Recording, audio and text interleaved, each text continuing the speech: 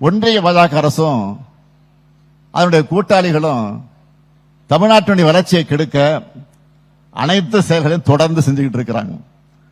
அதுக்கு சமீபத்திய உதாரணம் தான் ஒன்றிய அரசு வெளியிட்டிருக்கக்கூடிய பட்ஜெட், நிதிநிலை அறிக்கை.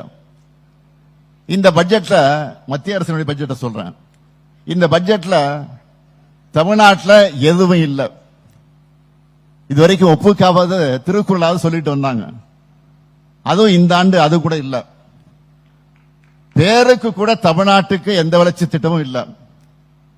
நம்முடைய பல்லாண்டு கோரிக்கைகள் எதுவும் இல்ல. பொதுவா தேர்தல் நடக்கிற மாநிலங்களுக்கு அந்த ஆண்டு பட்ஜெட்ல பணம் ஒதுக்குவது பாஜகவோட தந்திரமாக இருக்கும். பீகார், ஆந்திரா, ஒடிசா அந்த மாநிலங்களுக்கெல்லாம் அப்படித்தான் நிதி ஒதுக்கினாங்க. செஞ்சு கொடுத்தாங்கன்னு கேட்டா அதுவும் கிடையாது, இருக்காது. இப்ப தமிழ்நாட்டுக்கு தேர்தல் வரப்போகுது. பாஜக எல்லா மாநிலங்களையும் வழக்கமா பண்ணக்கூடிய அந்த ஸ்டண்டை கூட தமிழ்நாட்டுக்கு பண்ணல. அந்த அளவுக்கு தமிழ் மீதும் தமிழர்கள் மீதும் தமிழ்நாட்டின் மீதும் அவங்களுக்கு அவ்வளவு வெறுப்பு. நல்லா யோசிச்சு பாருங்க. இந்தியாவிலேயே தமிழ்நாடு தான் 2வது பெரிய பொருளாதார நாடாக இன்றைக்கு இருக்கு. நாட்டிலேயே அதிகமா நகர்மயமான மாநிலம் தமிழ்நாடு தான். அதிக தொழிற்சாலைகள் கொண்ட மாநிலமும் தமிழ்நாடு தான் இருக்கு. இந்தியாவுடைய வளர்ச்சிக்காக நாம இந்த அளவுக்கு கடுமையா உழைச்சிட்டு இருக்கிறோம்.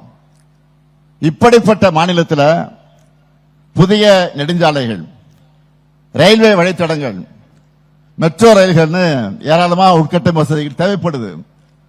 ஆனா ஒன்றிய அரசுக்கு வரி வருவாயை வாரி வழங்குற நம்ம மாநிலத்துக்கு மிக மிக மிக சொற்பமான பங்கை தான் திருப்பி தராங்க. 11 ஆண்டுகளா சிறப்பு திட்டங்களை அறிவிக்காம வஞ்சிக்கிறாங்க. ஏன் இப்படி? ஒருவேளை தேர்தல் முன்கூட்டியே அவங்களுக்கு தெரிஞ்சு எப்படியும் துறக்கத்தானே போறோம், இவங்களுக்கு எதுக்கு நிதி ஒதுக்கணும் அப்படி நினைச்சிருக்கலாம். அதான் உண்மைதான். நாம தான் வெற்றி பெற போறோம், அது எந்த மாற்றமும் கிடையாது. அடுத்து உங்க ஆதரவோடு அமைய போறது திராவிட மாடல் 2.0 அரசு தான்.